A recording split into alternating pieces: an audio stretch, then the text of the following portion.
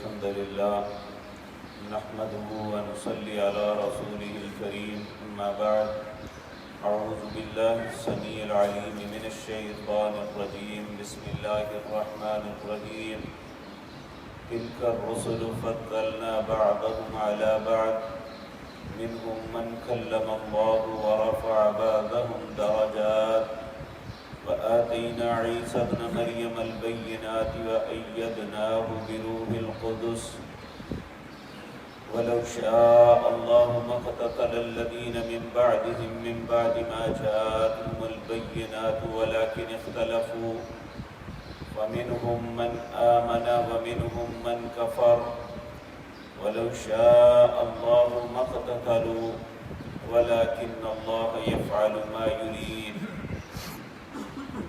يا أيها الذين آمنوا أنفقوا مما رزقناكم من قبل أن يأتي يوم لا بيع فيه ولا خلة ولا شفاعة والكافرون هم الظالمون.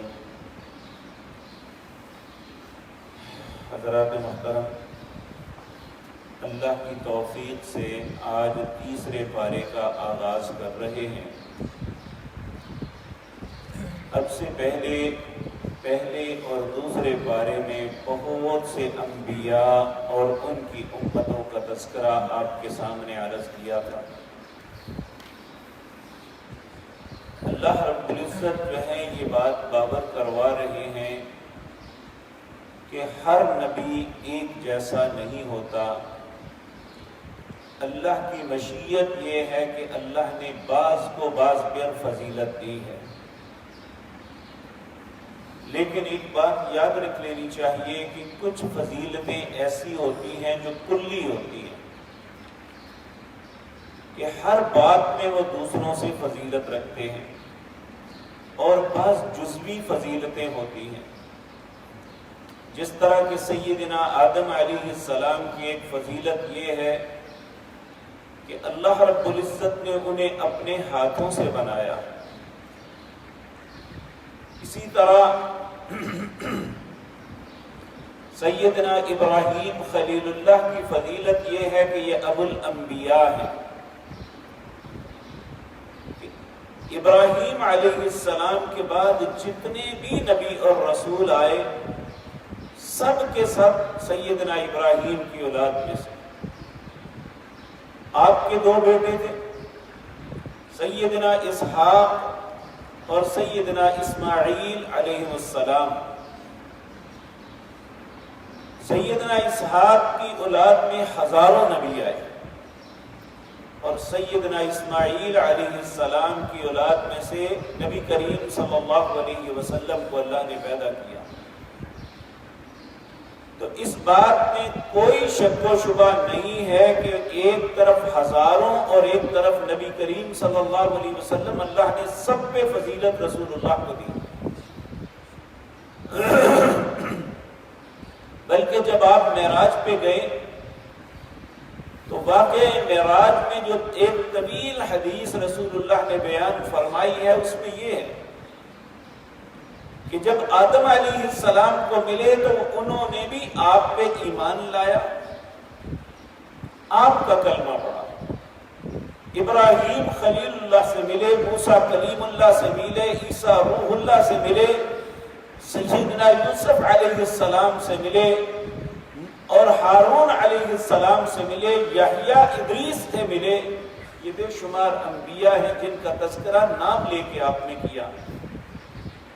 ان سب نے آپ پہ ایمان لایا اور آپ کو خوش آمدید کہا.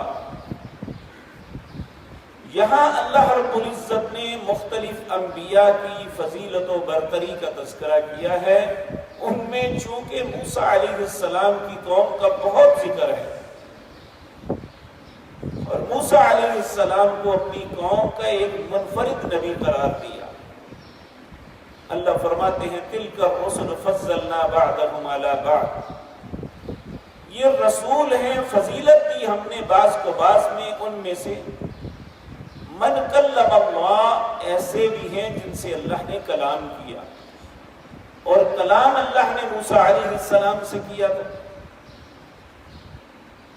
وَرَفَعَ بَعْضُهُمْ درجات، اللہ نے بعض کو درجات میں بلندی عطا فرمائی. وَآتَيْنَا عِيسَى ابْنَ مَرْيَمَ الْبَيِّنَاتِ، پھر عیسیٰ علیہ السلام کو ہم نے بہت سی نشانیاں دی.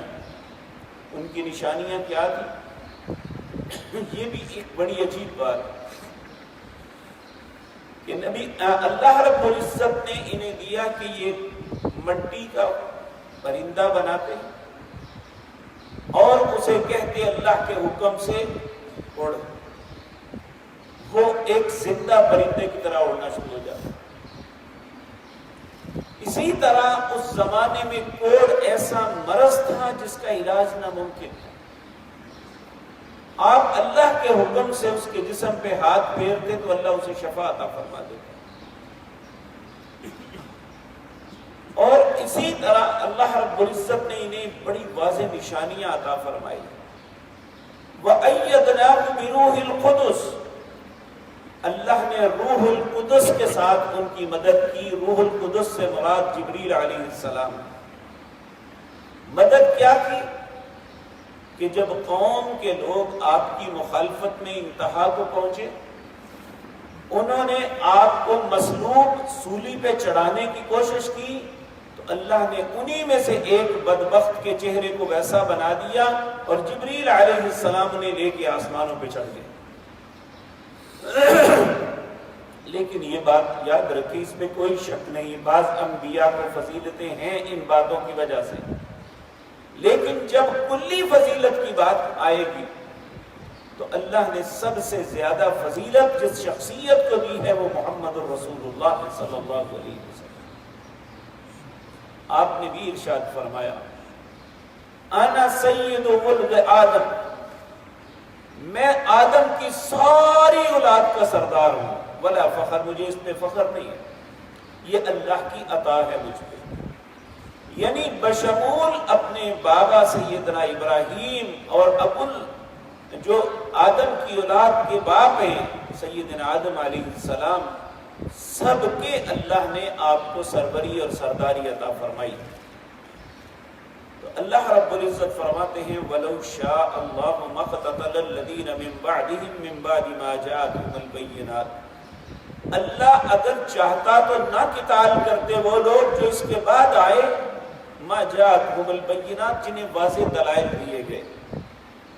آپ دیکھیں یہود مسلمانوں سے قتال کرتے رہے، عیسائی مسلمانوں سے قتال کرتے رہے، عیسائی اور یہودی آپس میں قتال کرتے رہے، اور جب کہ اللہ نے ان سب کو واضح دلائل دیے تھے.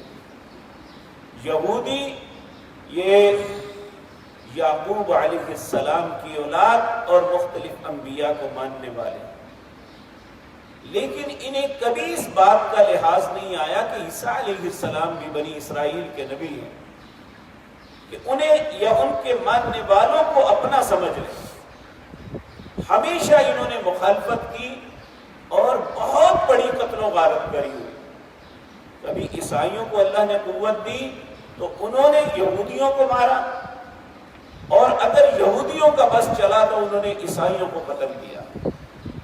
اور آج پوری دنیا میں آپ دیکھ لیں کہ مسلمانوں کے ساتھ یہی معاملہ دونوں مل کے کر رہے ہیں. العیاذ باللہ، اللہ ہم سب کو اپنی پناہ میں رکھے. اللہ فرماتے ہیں اگر میں چاہتا تو ایسا نہ ہوتا، ولیکن اختلفوا، لیکن ان سب لوگوں نے واضح دلائل ہونے کے باوجود اختلاف کیا. واضح دلائل کیا تھے؟ ان میں سے کوئی بھی شخص ایسا نہیں جسے رسول اللہ کی یا سیدنا عیسیٰ علیہ السلام کی رسالت میں شک، بلکہ ہم پچھلی آیات میں یہ بات پڑھ کے آئے ہیں کہ یہ اس طرح رسول اللہ کو پہچانتے تھے جس طرح ایک باپ اپنے بیٹے کو پہچانتا ہے. اس کے باوجود جس طرح میں نے یہ بھی عرض کیا، حیی بن اخطب، یہ سیدہ صفیہ رضی اللہ تعالی عنہا جو نبی کریم صلی اللہ علیہ وسلم کی زوجہ محترمہ تھی، یہ ان کا والد تھا. جب نبی کریم مدینہ میں آئے تو اس شخص نے، سیدہ صفیہ بیان فرماتی ہے کہ میرا باپ حیی بن اخطب اور میرا چچا یہ بیٹھ کے باتیں کر رہے تھے کہ نبی کریم صلی اللہ علیہ وسلم مدینے میں تشریف لائے، چلو چل کے دیکھیں، ملے تو صحیح۔ کہتی ہیں میں یہ باتیں سن رہی تھی، یہ آپس میں ان آنے والے نبی کی نشانیوں کا تذکرہ کر رہے تھے۔ کہنے لگی جب یہ انہوں نے کہا کہ ہم چل کے ان کو مل کے آئیں تاکہ ہمیں پتہ چلے، چونکہ ہم نے تورات میں ان کی نشانیاں پڑھی ہوئی ہیں اور ہم فوراً پہچان جائیں گے۔ یہ اس وقت خیبر میں رہتے تھے، یہ مکہ مکرمہ سے مدینہ منورہ سے تقریباً 70 میل دور ہے۔ یہ دونوں وہاں سے چلے اور مدینہ منورہ آئے، نبی کریم صلی اللہ علیہ وسلم سے ملاقات ہوئی۔ جب یہ واپس گئے تو سیدہ صفیہ رضی اللہ تعالی عنہا فرماتی ہیں کہ میرے دل میں بڑا تجسس تھا کہ میں ان کی بات کو سنوں کہ یہ جو نبی آئے ہیں ان کے متعلق کیا اظہار خیال کرتے ہیں۔ کہتے ہیں جب یہ واپس میرے بابا اور چچا آئے تو میں ایک اوٹ میں کھڑی ہو کے ان کی باتیں سننے لگی۔ میرے چچا نے میرے باپ کو کہا حیی بتاؤ اس نبی کے متعلق تمہارا کیا خیال ہے؟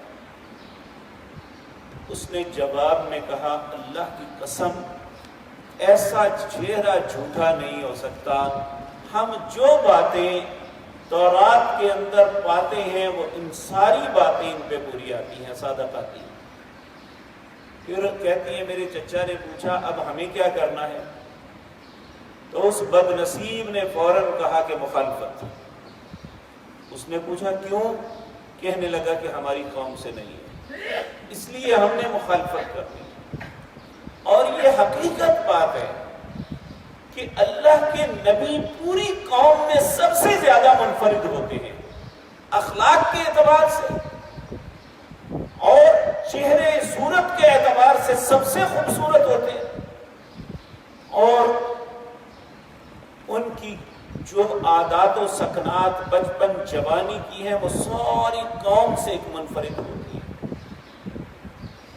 آپ نبی کریم صلی اللہ علیہ وسلم کے متعلق دیکھ لیں، آپ جب نبوت ملی تو پہلے نبوت کا بتانے کے بجائے آپ نے یہ کہا تھا کہ میں نے 40 سال تمہارے اندر گزارے، کوئی ایک بات میرے متعلق بتاؤ کہ میں نے فلاں کام فلاں وقت پہ غلط کیا ہو۔ یہ اتنا بڑا چیلنج تھا، شاید میں اور آپ اپنے ایک دن کے متعلق بھی نہ دے سکیں۔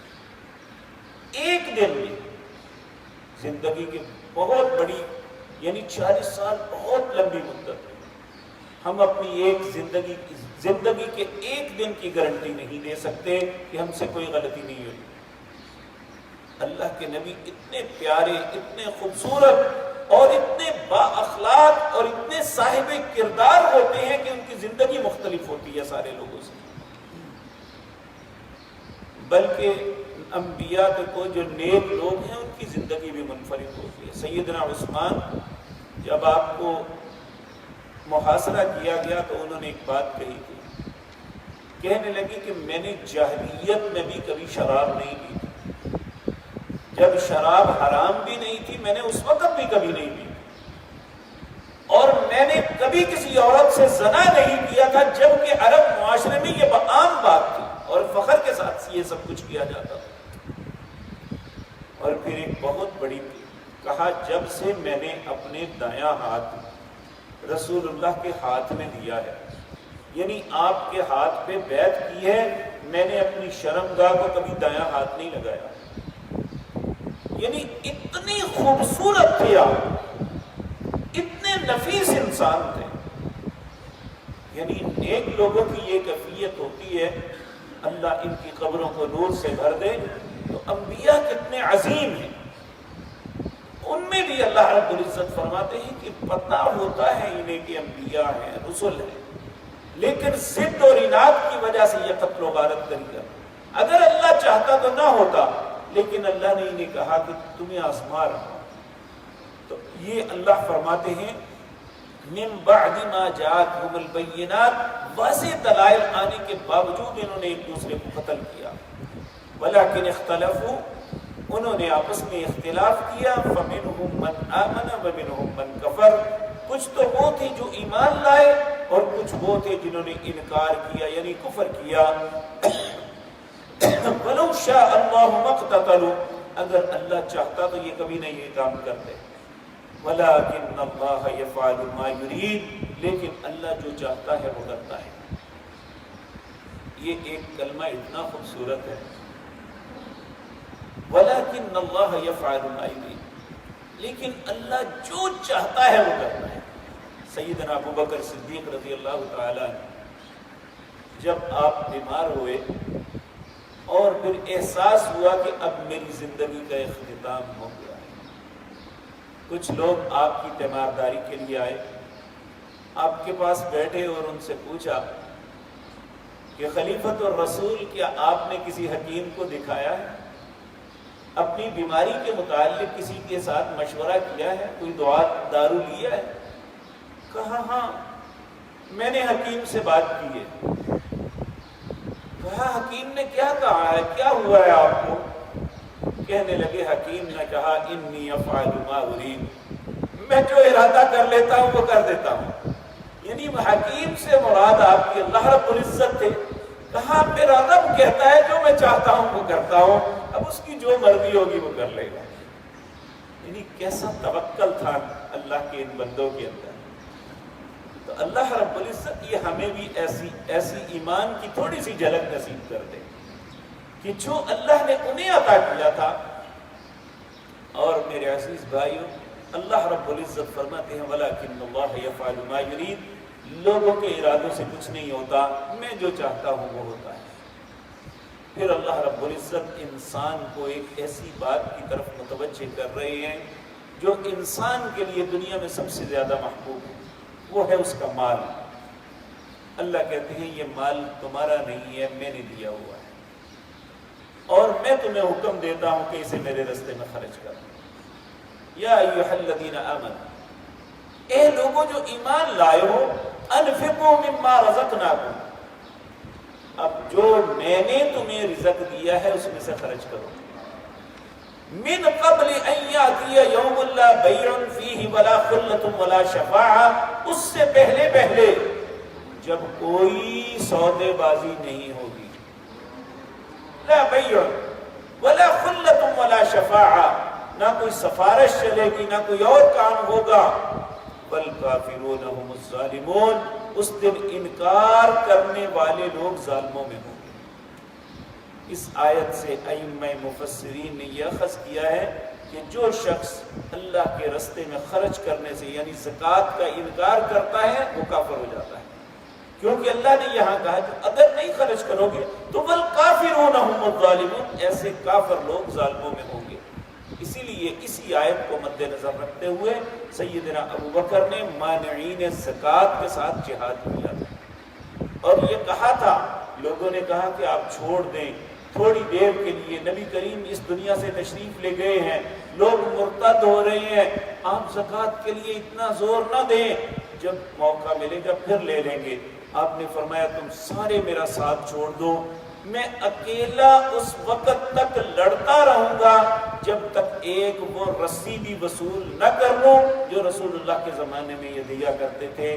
تو حضرت عمر نے کہا کہ مجھے احساس ہوا کہ ابو بکر حق پہ ہیں اور اس لیے ہم نے پھر آپ کا ساتھ دیا اور اللہ نے آپ کی مدد فرمائی۔ اس لیے نماز کا انکار کرنا یہ بھی کفر ہے، یہ اسلام کی بنیاد ہے۔ زکوٰۃ کا انکار کرنا یہ بھی انسان کو کفر میں لے جاتا ہے، حج کا انکار کرنا یہ بھی انسان کو کفر میں لے جاتا ہے، روزے کا انکار کرنا یہ بھی انسان کو کفر میں لے جاتا ہے۔ اللہ ہم سب کی حفاظت فرمائے۔ اللہ رب العزت جو ہے آج ہمیں کہہ رہے ہیں انفقوا مما رزقناکم، جو میں نے تمہیں رزق دیا ہے اس میں خرچ کرو، اور اسپیشلی جو اللہ نے اس میں سے حق رکھا ہے 40 میں سے 39 آپ کے پاس رہنے دیے، کہا ایک ان میں سے میرا حق ہے، وہ 40واں حصہ مجھے دے دو، اور میں پچھلی آیات میں ہم پڑھائے ہیں ان تقرضوا اللہ قرضا حسنا فیضاعفہ لہ، تمہیں اللہ کو یہ قرضہ سمجھ کے دو، اللہ تمہیں بڑھا کے واپس کرے گا۔ دنیا میں بھی اس پر بدلہ ہوگا، آخرت میں بھی ہوگا۔ اللہ ان باتوں پہ ایمان رکھنے کی اور اس کے مطابق چلنے کی ہمیں توفیق عطا فرمائے۔ اقول قولی ھذا واستغفر اللہ لی ولکم۔